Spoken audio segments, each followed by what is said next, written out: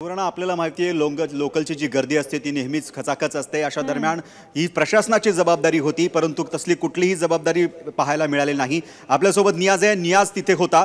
नियाज, ज्यावेळेस ही घटना घडली त्यावेळेस रेल्वे प्रशासन किती वेळाने तिकडे पोहोचलं?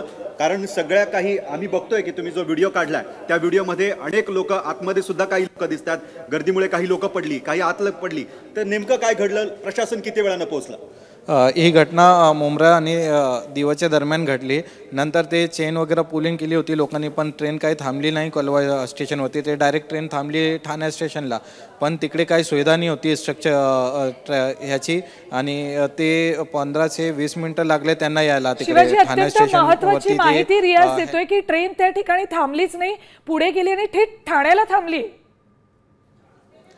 हो सुवर्णा, नियाजने ज्याप्रमाणे सांगितलं, ज्याप्रमाणे तो ट्रेनमध्ये होता त्यावेळेस ट्रेन ज्यावेळेस घटना घडली त्या घटनेमध्ये ट्रेन तिथं थांबणं आवश्यक होती।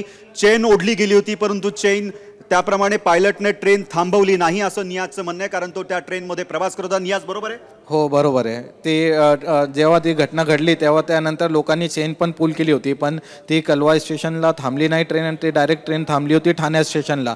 मग तिकडे काही सुविधा नाही होती, त्या लोकांना सुविधा भेटायला 10 ते 15-20 मिनिटं गेले। शिवाजी, पुन्हा तुमच्याकडे येते। आपण प्रेक्षकांना ही अत्यंत महत्त्वाची माहिती देऊयात। साम टीव्हीवर आत्ता जो व्हिडिओ बघताय हा अत्यंत एक्सक्लुझिव्ह असा व्हिडिओ।